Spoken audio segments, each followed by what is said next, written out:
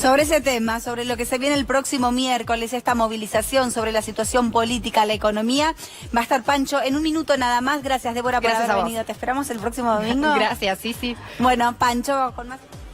Sí, Yani, con invitados en el piso porque bajó el consumo, la inflación no baja, no cesa y se vienen las paritarias 2018, lo que hace un contexto político, social y económico complicado que tiene que afrontar el gobierno para que nos expliquen un poquito más de este complicado panorama. Tenemos como invitados aquí en el piso a dos economistas, a Mariano Castelboin y a Miguel Ponce, a quien les agradecemos la presencia. A ver, si nos ayudan a entender. Venimos de 12 años de un consumo interno muy fuerte, o sea, una economía motorizada en ese consumo interno, pero la inflación era alta. Venimos ahora de los 2 años más recientes de un enfriamiento de la economía, una caída del consumo y la inflación no baja, no cesa. ¿Cuál es la fórmula para ir a esta causa que creo que es la que más preocupa, ¿no? ¿Querés vos, yo? Arranca. A ver, ¿cuál es la fórmula? Bueno, primero no creo que hay fórmula mágica. Habitualmente, con Mariano lo hemos hablado más de una vez, hay 3 variables que se pueden controlar 2, pero la tercera no. Depende de la combinación que se haga. La tasa de interés, la inflación y el valor de la divisa, ¿no es cierto? Acá, obviamente, el gobierno ha intentado, con esta, diríamos, adecuación de pautas y de metas, pasando al 15%, ¿no es cierto?, la previsión, tratar de dar una señal. El dólar ha sido la niña bonita en el último tiempo y cada vez que empieza el año se nos pregunta habitualmente, bueno, ¿y cuánto va a estar el dólar? Y yo vengo hablando desde hace rato de $3. Un dólar, el dólar broda, que es piso 23 de ahí para arriba. Un dólar, llamémosle Sturzenegger, que era el dólar retrasado, 17, 18, que teníamos en noviembre y diciembre. Y un dólar, paradójicamente surgido del Observatorio PYME de Córdoba, que depende de la Unión Industrial de Córdoba, que es una encuesta entre la gran mayoría, casi la totalidad, yo diría, de sus asociados, por supuesto, mayoría de industriales, de comerciantes y también de gente del agro. ¿Y cuánto daba ese dólar? 20.5. que es más o menos donde estamos ahora. Es decir, acá hay una variable que claramente estuvo, si uno se pone desde el lado de algunos sectores industriales vinculados a la exportación, retrasado, y que no ha tenido en cuenta la necesidad de alinearse con las monedas de la región, particularmente con la de nuestro principal socio, que es Brasil. Léase, la relación peso-dólar, real-dólar es clave para precisamente evitar estas inhomogeneidades que se dan en la región, que hacen que nuestra balanza comercial hoy sea absolutamente deficitaria frente a Brasil. En este marco, lo que está demorado es la agenda de la competitividad.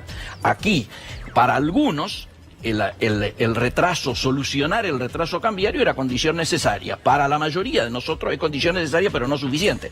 La reforma impositiva, que es imprescindible, el tema de cargas, ¿no es cierto?, que se dan en términos de tasas, un sistema financiero que ha privilegiado, por supuesto, la colocación financiera por sobre la colocación productiva. El 80% de lo que ha ingresado del proceso de endeudamiento y de financiamiento externo ha venido a la especulación, las LEVAC, el festival de bonos, etcétera, más, en lugar de venir a la producción. Es decir, están faltando una cantidad de pasos que nosotros definimos como integrantes de la agenda de la competitividad que están absolutamente retrasados. Creo que este es un poco el meollo y me gustaría escucharlo a Mariano en esto. Porque da la sensación, Mariano, que es la manta corta, ¿no? Porque si calentamos el consumo interno, se dispara la inflación, pero si lo enfriamos y vamos al ajuste o al sinceramiento, no cesa la inflación. Entonces, ¿por dónde la encaramos? A ver, me parece que la economía, a nivel macroeconómico, hay que seguir 3 variables fundamentales. Una es los salarios, otra es el valor del dólar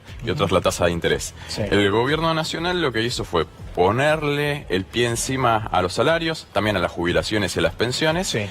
Y el dólar lo liberó al principio, después lo volvió a fijar y la tasa de interés la subió muchísimo.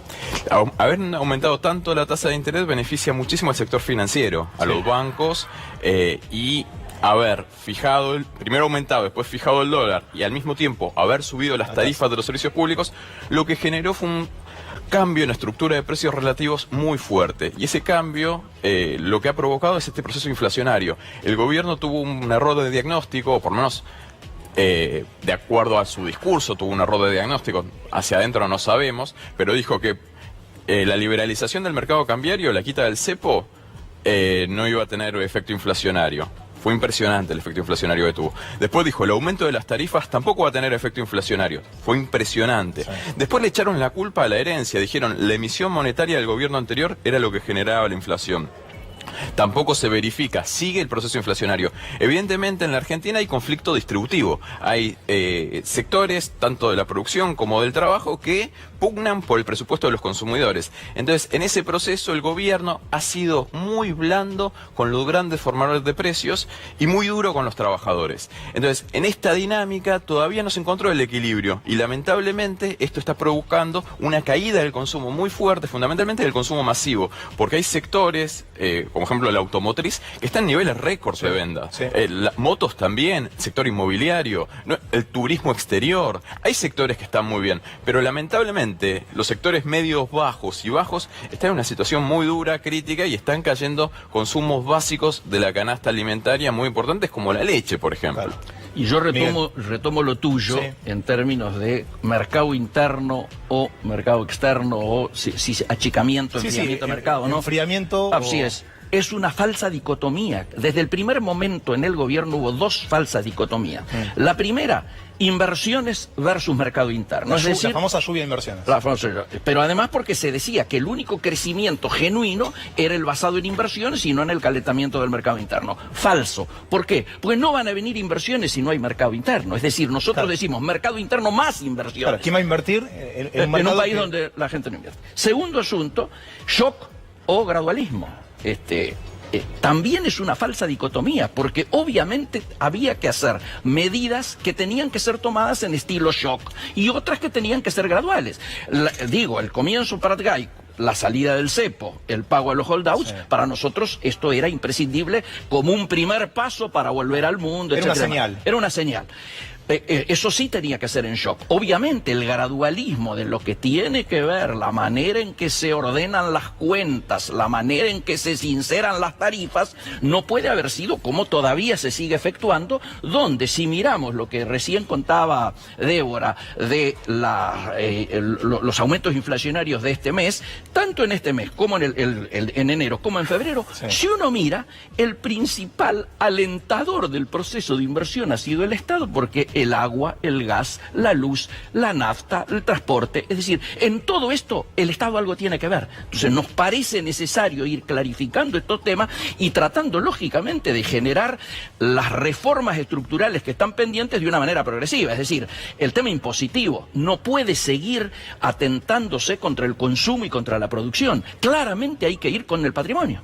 Y esto me parece que tiene que estar en cuenta ahora que están por empezar las sesiones del Congreso Nacional, ¿no? Mariano, y en este contexto que los dos han descrito, ¿cómo pensás que se van a dar las negociaciones de las paritarias, ¿no? Por un lado el gobierno que quiere poner un techo y por otro lado los gremios que quieren la famosa cláusula de gatillo e incluso también que vienen denunciando que hay una pérdida del poder adquisitivo, ¿no? Del salario del trabajador de estos últimos 2 años. Sí, a veces va a ser bastante parecido a lo que ocurrió los años anteriores. El gobierno fijando una meta un límite de las paritarias del 15%, como los años anteriores fijó del 20-25, después del 17. Sí.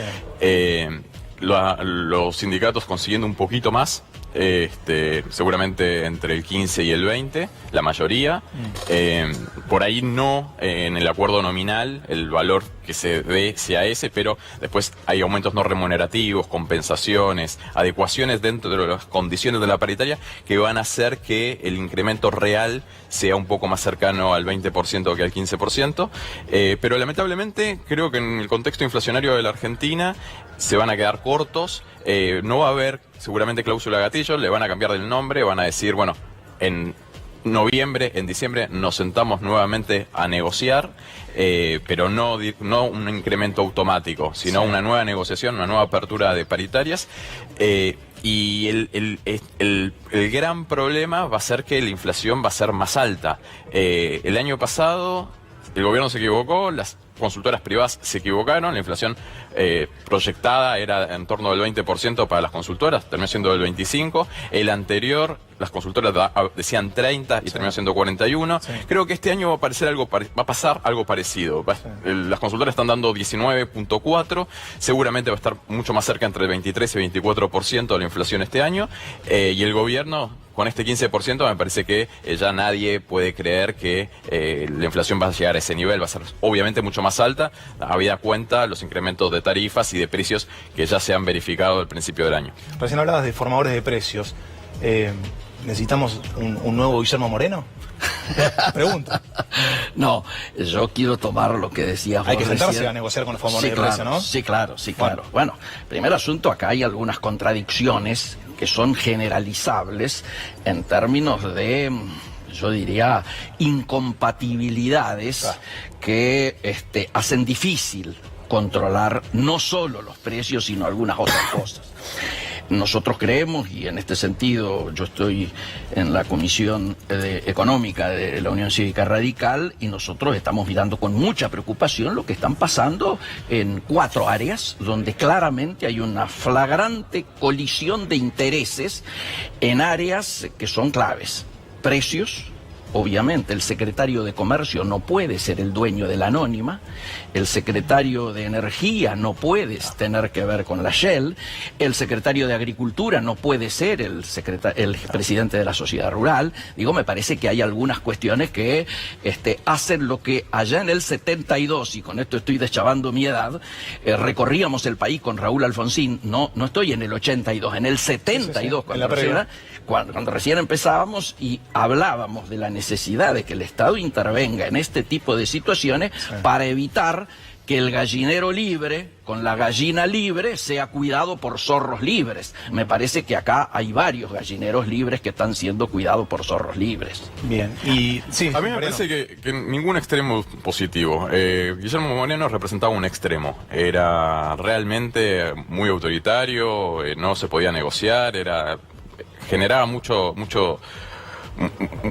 rigidez, sí. Y ahora estamos en otro extremo. Claro.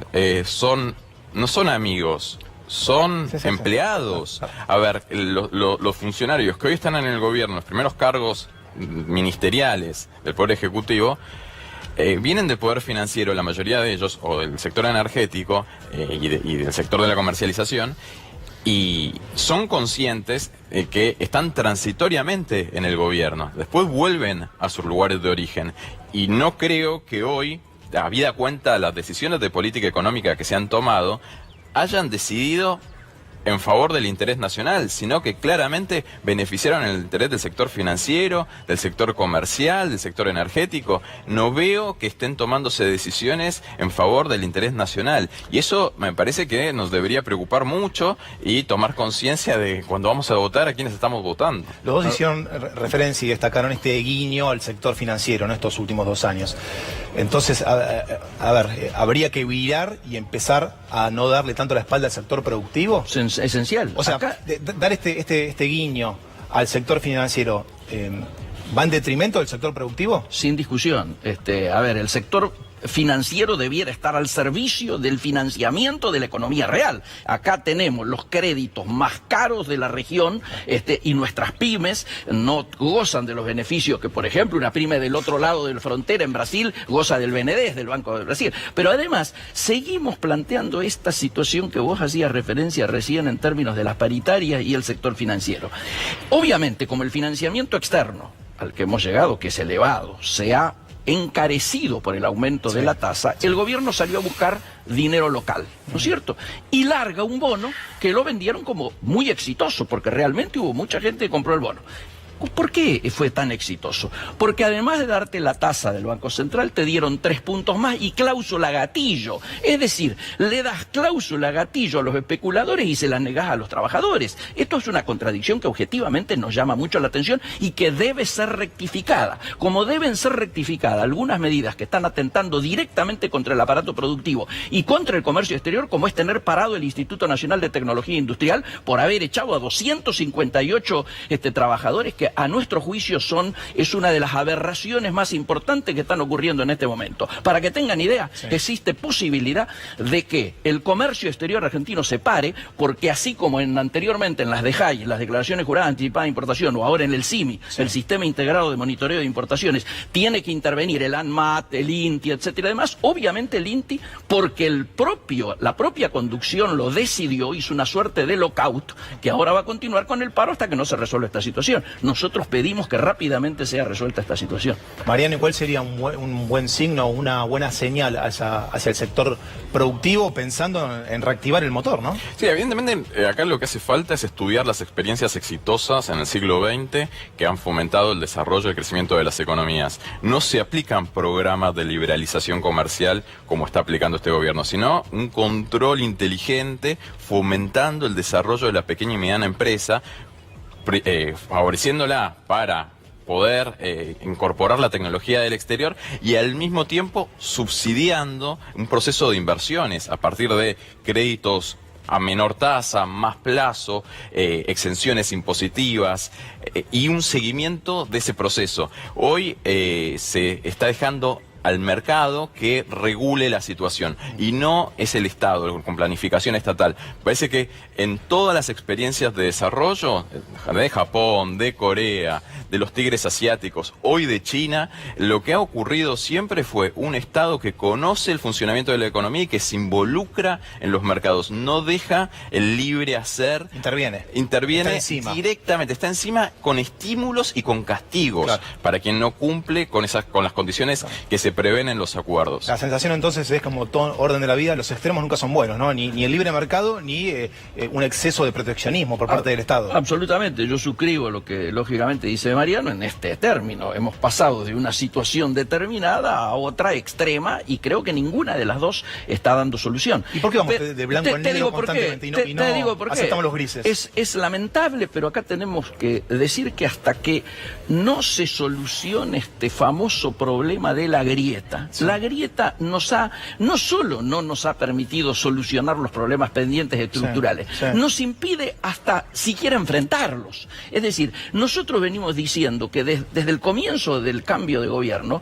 era imprescindible un acuerdo político, económico y social que sentara a todos los actores para precisamente lograr caminos como los que se estaba planteando recién y que podamos en conjunto lograr políticas de Estado que permitan precisamente que un inversor diga, bueno, dentro de 10, 15 años la situación en Argentina va a ser esta, el comercio exterior es una política de Estado, nos hemos puesto de acuerdo todos los sectores en elaborar un cronograma de 20 puntos para el comercio exterior, que todavía esto está pendiente. Esta es la famosa agenda de la competitividad a la que hacíamos referencia. No se va a poder poner de acuerdo y en marcha un proceso de inversiones, un proceso de desarrollo sustentable en la medida en que no logremos un acuerdo amplio como el que estamos planteando. Y ese acuerdo no puede lograrse si antes no clausuramos esta grieta que tanto daño nos hace. Nos distancia tanto. Para ir cerrando, para los dos, tema dólar, ¿qué prevén? Miguel Cortito, tenemos que cerrar. Reitero lo que dije, 20.50, me aferro a lo que dijeron los amigos de Córdoba, pero tengo en cuenta algo. La tasa en Estados Unidos, más la modificación que ha habido impositiva en el programa de Estados Unidos, hace que hoy Estados Unidos sea una aspiradora de dólares y no que ayude a la inversión hacia otras zonas. Entonces, tengamos en cuenta eso porque eso sí nos puede alterar de alguna manera la situación del dólar. Miguel, Mariano, gracias a todos. Por favor. Gracias a usted.